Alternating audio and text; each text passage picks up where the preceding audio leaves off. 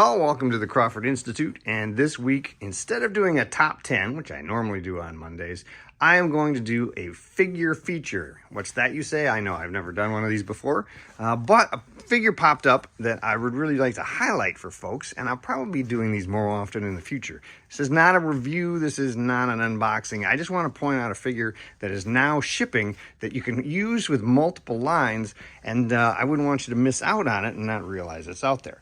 I will show you the box here. The character is Storm from the new Aquaman Lost Kingdom movie. It is by Mcfarlane, part of the DC Multiverse.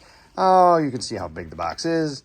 Fills the box pretty much. It's quite a heavy figure. You can see Aquaman riding him in the back. Kind of like a seahorse. That's why he looks like a giant seahorse, kind of crossed with a dragon.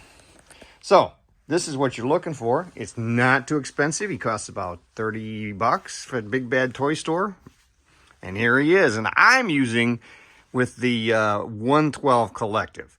This is an excellent scale. Now, what is great about a character like this is you can use him with any 6 to 7 inch figure because how big is he supposed to be? As long as the character can sit nicely in the saddle, how big is a weird seahorse supposed to be? You know, he fits nicely. So, 112 Collective, you've got a lot of options. I'm going with Baron Benz right now on his back.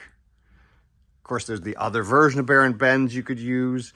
You could also use either Nemo or one of his henchmen.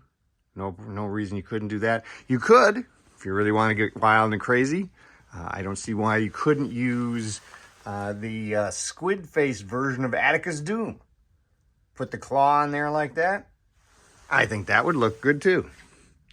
Or, if you want to get a little more traditional, of course, 112 Collect does have 2 Aquaman figures, both the movie-style Jason Momoa version as well as the more classic DC version from the comics. So, you've got a lot of options there, as you can see.